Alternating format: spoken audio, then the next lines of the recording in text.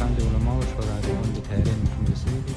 انتقاد چهره‌های سیاسی از برگزاری جرگه طالبانی صلاح الدین ربانی میگوید که نشست فرمایشی بحران افغانستان را به درازا میکشاند. واکنش‌های جهانی در برابر کشته شدن 50 غیر نظامی در بلخاب بدون اینترنت و خبرنگار چه میگذرد؟ مشارکت قومی از خواست داخلی تا تأکید قدرت‌های جهانی. پوتین میگوید همه اقوام افغانستان در حکومت سهم داشته باشند. از ادعای مشارکت قومی تا حذف کارمندان بر اساس تعلق تباری، طالبان کارمندان تاجیک تبار اداره احصایه را از پروان برکنار کردند و حمایت ترکیه از پیوستن سویدن و فنلند به سازمان نظامی ناتو.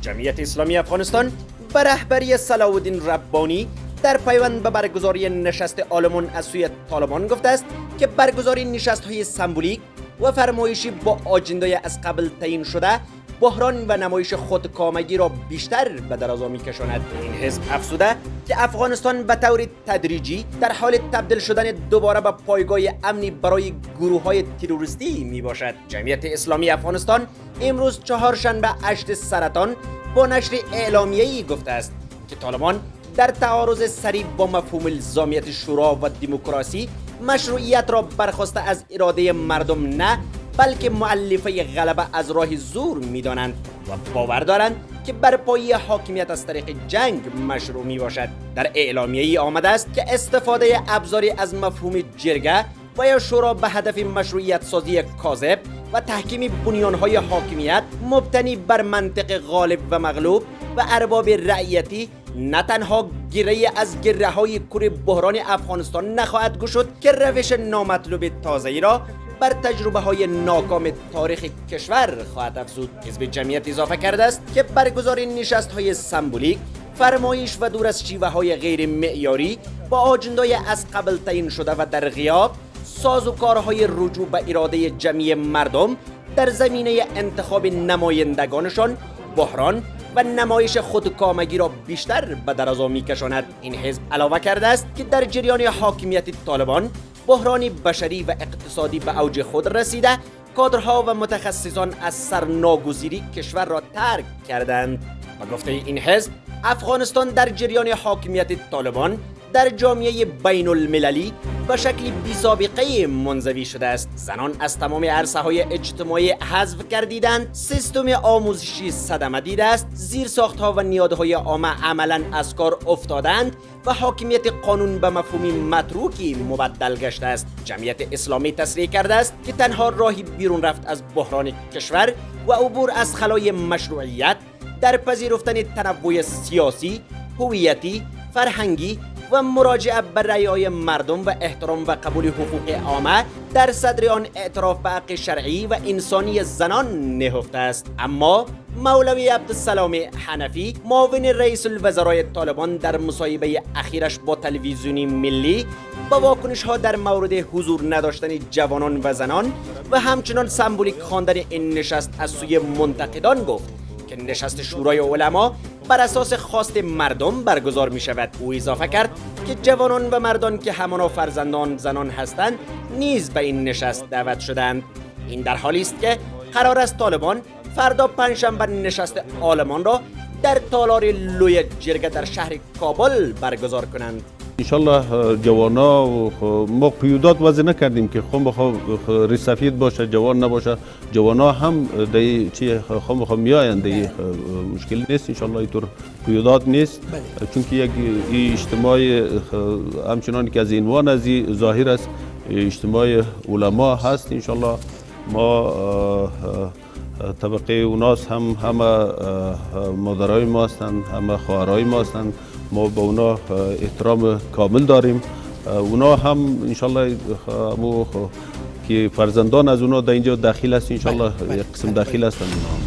بر اساس فهرستی که از سوی منابع محلی در ولسوالی بلخاب سرپل در اختیار آماج قرار گرفته، بیش از 50 غیر نظامی در جریان چند روز گذشته از سوی طالبان در این ولسوالی کشته شدند. در این فهرست دیده می شود که از مجموعه کشته شدگان جسد 35 نفر تا اکنون به خاک سپرده شدند. به گفته منابع باقی افراد اجسادشان دیده شده اما تا هنوز شناسایی و دفن نشدند. طبق فهرست 6 کشته در شیرقلعه، 3 کشته در ایلاق گروه و 13 کشته در ایلاق چینارک تا هنوز جسدهایشان دفن نشدند. منابع می‌افزایند که در روستاهای هوش پروشان، لرکرد، توغی و دهنه نیز شماری از کشته شده ها دفن نشده باقی ماندند که در میانشان زنان و کودکان نیز شامل هستند. بر روایت منابع جسدهای 35 کشته شده روز دوشنبه و سه‌شنبه با پادرمیانی موسفیدان و با مکتوب والی طالبان در ولایت سرپل به خاک سپرده شدند. با این حال منابع میگویند که طالبان در روستاهای این ولسوالی تلاشی خانه به خانه آغاز کردند. طالبان اما تلفات غیر نظامیان در جنگ بلخاب را تکذیب می کنند. طالبان پیش از این هم متهم به کشتار غیر نظامیان در پنجشیر و منطقه اندرابهای بغلان نیز شده بودند. این در حالی است که از آغاز حمله طالبان بر ولسوالی بلخاب سرپل حدود 1 هفته میگذرد. از سوی هم به دنبال نشر گزارش ها از کشتار غیر نظامیان توسط طالبان در این ولسوالی، سازمان ها و نهادهای حقوق بشری نسبت به وضعیت غیر نظامیان در بلخاب ابراز نگرانی کردند. ولادیمیر پوتین رئیس جمهوری روسیه در دیدار با امام علی رحمان رئیس جمهوری تاجیکستان در دوشنبه گفته است که کشورش میخواهد همه اقوام افغانستان سهم کامل در اداره کشورشان داشته باشند. رئیس جمهوری روسیه روز سه‌شنبه در دیدار با همتای تاجیکستانیش افزوده است که مسکو در تلاش است تا با طالبان روابط برقرار کند. به نقل از کرملین پوتین گفت ما از هیچ تلاشی برای عادی کردن وضعیت در افغانستان دریغ نکرده ایم. ما تلاش داریم تا روابط خود را با نیروهای سیاسی که کنترل اوضاع را در افغانستان در دست دارند تقویت کنیم. این در حالی است که روسیه طالبان را تا اکنون از فهرست گروه‌های تروریستی خویش خارج نکرده اما با آنان روابط نزدیک دارد و دیپلمات‌های طالبان را در مسکو پذیرفته است. این نخستین سفر خارجی پوتین بعد از آغاز جنگ اوکراین در حالی صورت می‌گیرد که حکومت‌های روسیه و تاجیکستان بارها از تهدید تروریسم و بی‌ثباتی در مرزهای افغانستان ابراز نگرانی کردند. از سوی هم به طور مشخص تاجیکستان نگران نفوذ گروه‌های تندرو اسلامگرای ساکن افغانستان به خاکش است.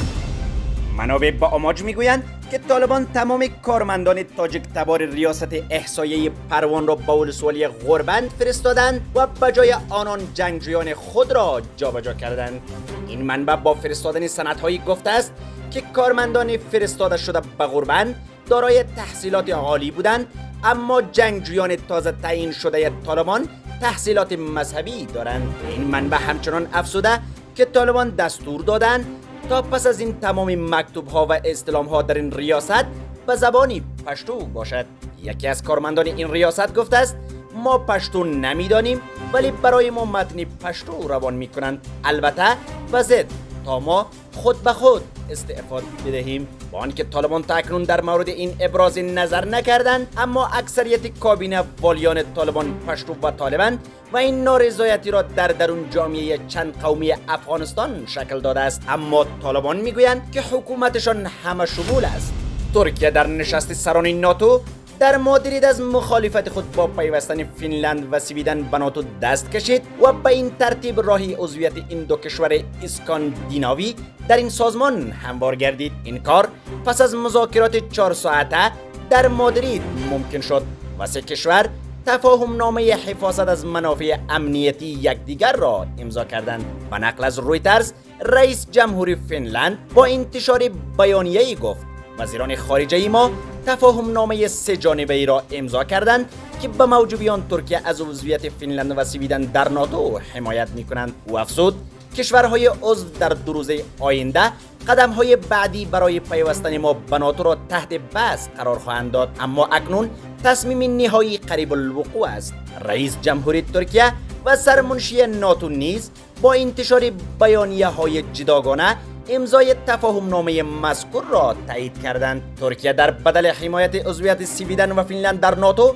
خواستار آن شده بود که این دو کشور حمایت خود را از جدایی طلبان کرد ترکیه در خاکشان متوقف کرده و ممنوعیت برخی تسلیحات به ترکیه را لغو کنند. استولتنبرگ سرمنشی ناتو گفت که سویدن در چارچوب این سند همکاری موافقت کرده است تا روند رسیدگی به درخواست ترکیه برای استرداد شبه نظامیان مظنون را تسریع کنند، کاری که قبلا از سوی این کشور به سختی صورت می گرفت. همچنان این دو کشور محدودیت ها بر فروش سلاح های مورد تقاضای انقره را لغو کردند. حکومت ترکیه در بیانیه‌اش از همکاری کامل سویدن و فنلند در مبارزه با حزب کارگران کردستان خبر داده است.